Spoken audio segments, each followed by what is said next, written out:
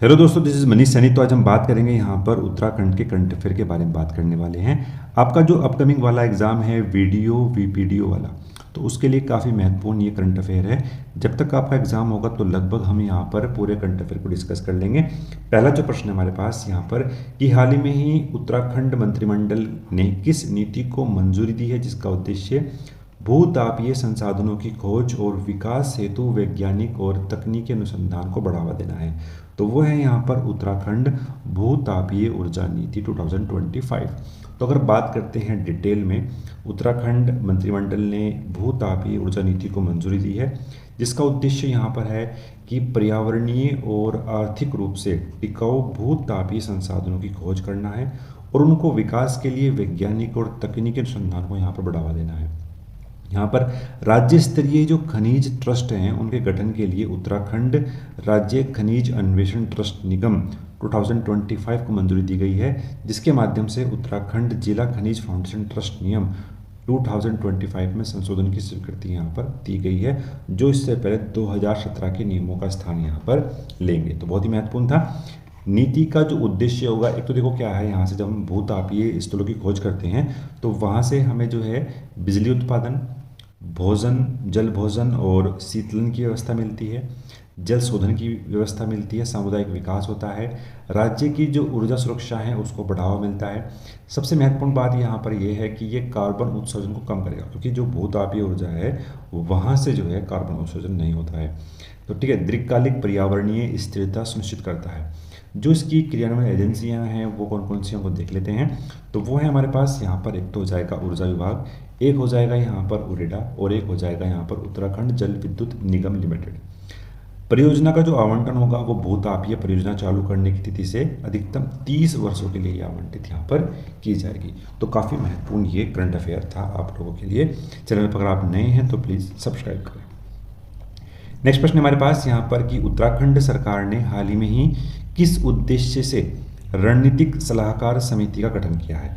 तो वो यहाँ पर क्या गया, प्रदेश की जो अर्थव्यवस्था है और विकास को गति देने के लिए उत्तराखंड के अंदर रणनीतिक सलाहकार समिति का गठन किया गया है। अगर हम बात करते हैं रणनीतिक सलाहकार समिति का जो मेंबर होंगे वो कौन कौन होंगे, वो हमारे लिए यहाँ पर महत्वपूर्ण हो जाएंगे। जो इसकी अध्यक्षता करेंगे वो हमारे पदेन सीएम होंगे, मुख्यमंत्री होंगे। वो कौन है, पुष्कर सिंह धामी जी। ठीक है, वो इसकी यहाँ पर अध्यक्षता करने वाले हैं। अब हम बात करेंगे जो यहाँ पर इस समिति के जो अन्य मेंबर हैं उनके बारे में देख लेते हैं। तो मनु गौड़ जो है सदस्य हैं। मुख्य सचिव को पदेन सचिव यहाँ पर बनाया गया है। नियोजन प्रमुख सचिव को पदेन सचिव अध्यक्ष बनाया गया है, सदस्य बनाया गया है। सेवानिवृत्त आईएएस इंदु कुमार पांडे को सदस्य, सेवानिवृत्त आईएएस डॉक्टर राकेश कुमार को सदस्य और सेतु आयोग के सीईओ का पदेन सचिव जो है वो यहाँ का सचिव नामित हुआ है।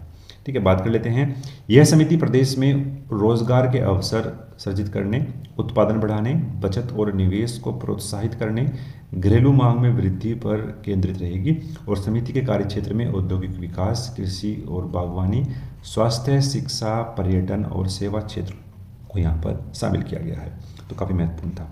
नेक्स्ट प्रश्न हमारे पास यहाँ पर कि हाल ही में ही उत्तराखंड की किस जल विद्युत परियोजना को वन सलाहकार समिति से सैद्धांतिक मंजूरी जी यहाँ पर मिली है, उसकी स्थापित क्षमता 120 मेगावाट है। तो वो कौन सी है यहाँ पर, वो है सिरकारी भयोल रूपसिया बगड़ जल विद्युत परियोजना।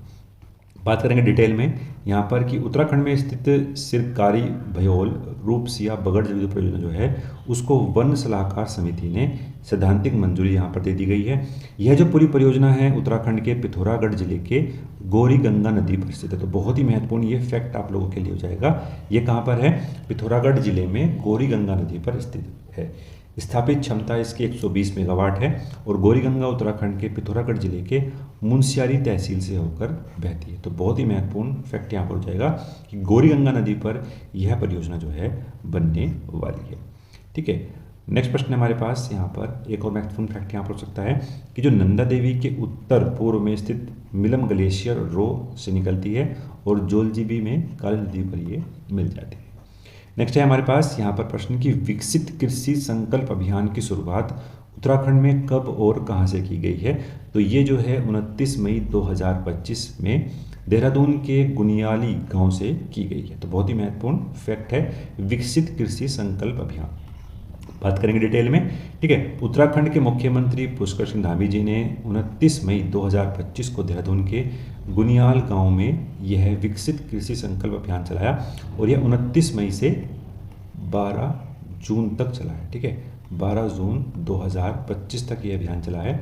इसके माध्यम से उत्तराखंड के 13 जिलों में सब जगह इस तरह का प्रोग्राम रखा गया था और हर जिले में जो है 3 टीमें गठित की गई थी, जिसमें प्रतिदिन 3 स्थानों पर कार्यक्रम आयोजित किया गया था और प्रत्येक कार्यक्रम में 600 से अधिक किसानों को शामिल किया गया था।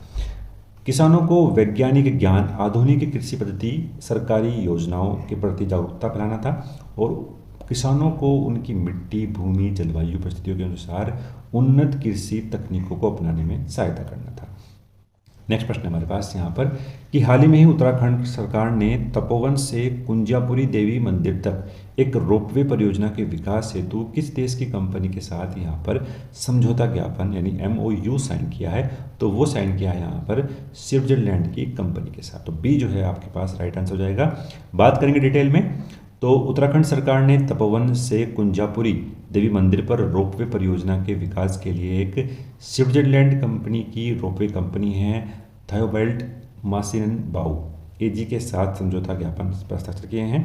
अगर हम बात करते हैं इस परियोजना के बारे में, तो यह परियोजना ऋषिकेश स्थित तपोवन को नरेंद्रनगर स्थित कुंजापुरी मंदिर से जोड़ने का यहाँ पर पहल की गई है।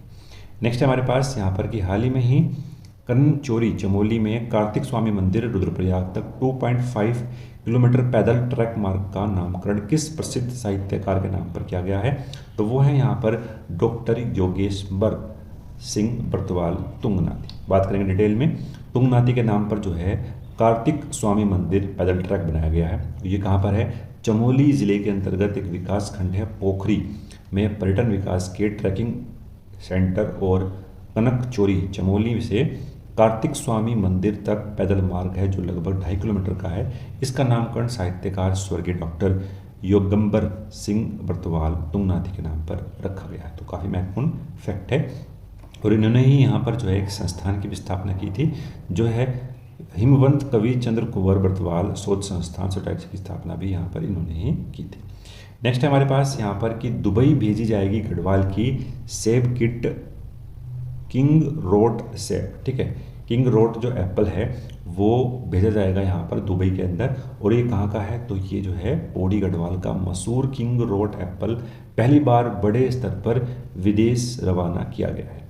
देहरादून से बम्बई के लिए 1.2 metric ton king road apple सेब की खेप को वाणिज्यिक सचिव सुनील बर्तवाल ने हरी झंडी दिखाकर रवाना किया और इस किंग रोड एप्पल सेब के निर्यात के बाद जल्द ही उत्तराखंड से जो बासमती चावल है, मोटा अनाज है, शहद है, सब्जियां भी जो है वो विदेश तक पहुंचाई जाएगी। तो एक काफ़ी महत्वपूर्ण चीज़ थी उत्तराखंड की अर्थव्यवस्था के लिए।